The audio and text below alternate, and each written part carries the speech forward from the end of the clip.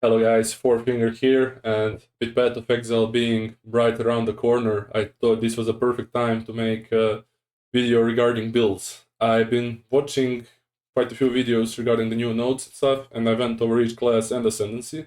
And three classes that stood out the most to me are Sorceress, Mercenary, and Monk.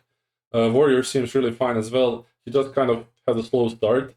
You're either gonna be trading hits or you're gonna be like hit, switch weapon, block, hit, block. It's kind of like really slow to start with. I think it's gonna be performing a lot better once you get more gear and ascendancy points, but we'll see how that one goes.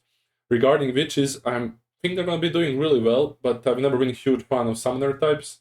So if you do love summoners, you can go check Gazi TV. He'll tell you all about it. Guy loves witches, dude. So yeah, when it comes to Rangers, they didn't get too much love in PoE2, at least from what we've seen so far. I mean, not that they're bad or not strong, they're just haven't gotten too many changes. And since I do love new toys, I'm probably gonna leave it for like later testing once I'm done with all the others. If you do love that range playstyle, you're still gonna have fun, but it's just not something I'm gonna be checking until I'm done with all the other specs. So let's start off with Mercenary. He is the first one that everybody's talked about. He has both ascendancies are really good, but I've been mostly looking into this node like everyone else. It seems really interesting defensive wise. It's a great defense layer. Because at the start you have 9 default skill slots, and since you have to pick integrated efficiency to get to, I'm gonna butcher this word, thaumaturgical infusion, you're gonna have 12 overall. So let's say you use like 3 or 4 of those for like meta trigger gems or for buffs or whatever, you're still gonna have like 8 or 9 left. So let's say it's 9 for the sake of argument, and each of those 9 skill slots get 6 linked. So you're looking at 9 of them with 5 support gems, that's 45 support gems. And if you make each color divisible by 3, you're looking at overall of 15% max res. Now, of course, which one you're gonna get depends on the color of the sockets that you're mostly using. So I'm thinking if you do have few of the skill slots that don't really matter too much, you can probably for target specific bosses, if it's like a fire based boss, you can probably like switch those those skill slots and remove all the support gems and put just red ones, so you get that fire resistance that you need. But it depends how the bosses are gonna play out, and if they're gonna have multiple elements and stuff like that. But it's a fun node. It's definitely a lot of ways you can use this differently.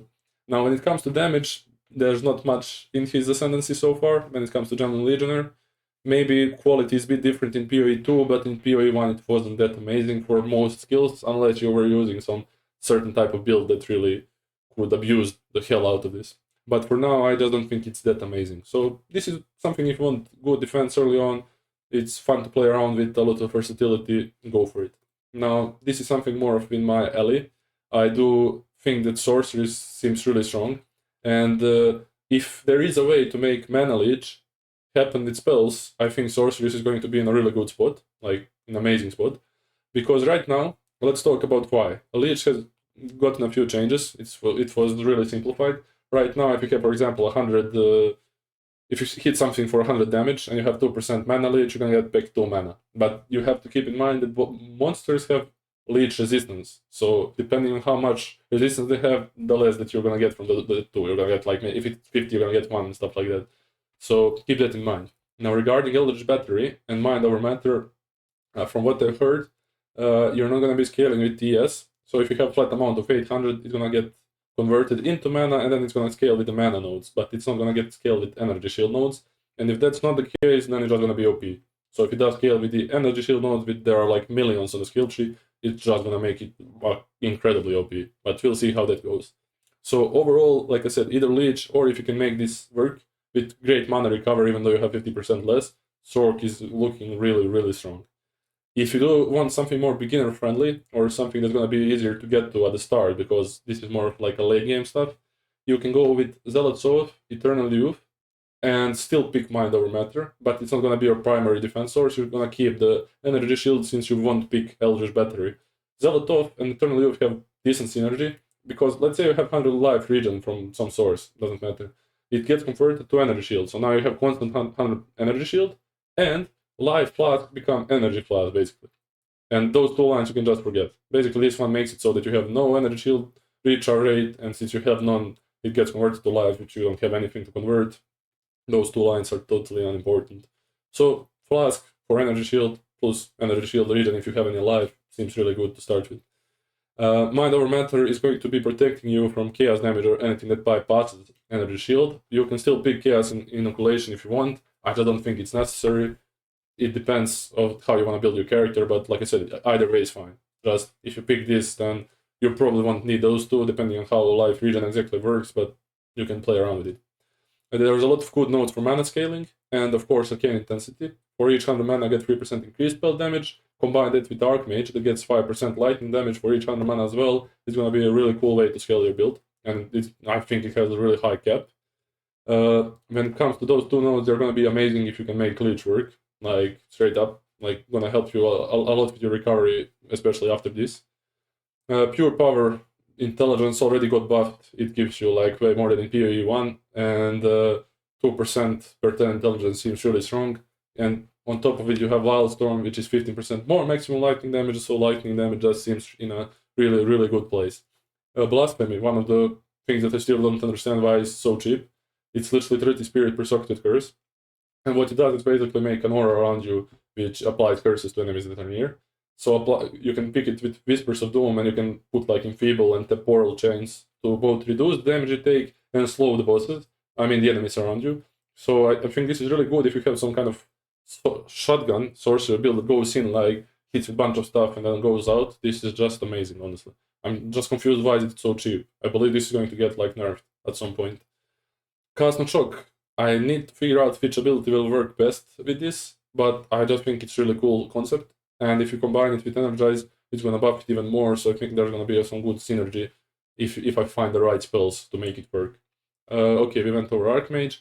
Now one more thing I want to say is the support gem, Inevitable Critical. I was planning to use it for either Monk or Sorcerers to trigger their Ascendancy skills. So Elemental Storm, trigger Elemental Storm on critical hit with spells, and here on the Monk you have Elemental Expression, melee critical hit. So this support skill gains 40% increase crit each second, up to 200. So if you go for like, I don't know, you can pretty much go with the Lightning Orb, which hits every 0.3 seconds. I don't think it's shown here. Orb of Storms. Or even you can pick up Duration Gem, which is Lightning Storm, I believe. Lightning Storm, yeah. So this one lasts 10 seconds, and each time it hits, it's gonna reset the counter, but it's still 40%. Like, I mean, every time it comes up, I think it's gonna give you at least at 40%. So it might be good for proccing stuff, or you can just keep it on any other skill that you use from time to time, and then get the bonus crit and hopefully proc the Ascendancy nodes. So yeah, Sorcerers, like I said, looks really strong. Double shock, 50% less shock duration. You can solve this pretty easily. That's a lot of like ways you can scale shock as well. All damage from hit contributes to shock chance as well. This is really decent combo, and I'm happy to see what other nodes there are, but I think Stormweaver is just going to be really bursty, and if you go with both Energy Shield and Mind Over Matter, you have 2 layers of defense, like entire Energy Shield, and since you're stacking mana as well, you have an extra layer, which is just really good, really strong.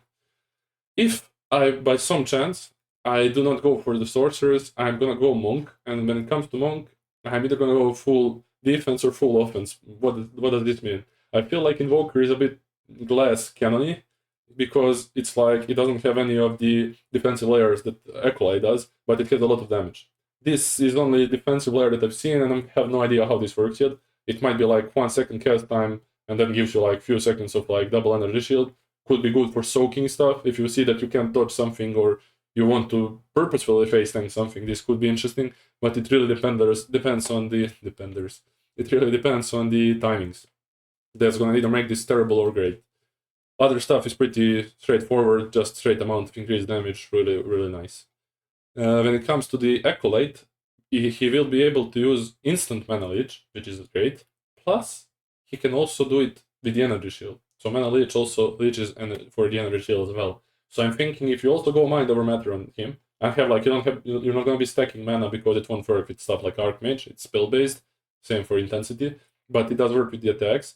So what you want to do is like get a bunch of Energy Shield, have normal mana, you don't even have to invest much into it, and you scale. If you by any chance you drop the Energy Shield, you can both leech mana and Energy Shield back. So if it's something will almost kill you but it doesn't, you can soak both back. It's interesting, definitely interesting. So yeah, this is probably like 3 most fun Ascendancies that I've seen so far. I just think most Ascendancies that I've seen are either lacking in damage or defense. I haven't seen anything that's like overall like perfect so far. So I'm thinking you can use Blasphemy to fill the curses that you need on depending on what Ascendancy you play. Because Acolyte would have like no damage almost. Those two nodes are kind of okay, but I'm thinking, let's say you have base of 100, and then you have like level 70 or something, doesn't really matter. So you get 350 more, that's 450. And if you get hit once for 450, you lose everything. You lose Grasp of the Void, you have no damage. So, and it waits for 10 seconds till the reservation disappears. So you either have to make it scale to a crazy amount if there is a way to scale Darkness. I'm not sure if it scales like Spirit or not, but if there is a way to scale it, maybe it could be good, but as of right now, it just lacks damage. Really good defense-wise. It seems like I said, you can double Leech, but no damage. This has a lot of damage, no real defense layers. So you're gonna be really glass cannony when you go through the maps. So that's why I like Sork. It has really good damage, and with either Mind Over Matter, huge stacking, or with Energy Shield and Mind Over Matter, it just seems really well-rounded. So that's my 2 cents, guys, and hopefully if you do like the video, you can leave a comment, like, and subscribe. I hope I can make more content, and I'll see you guys in a few days. See ya!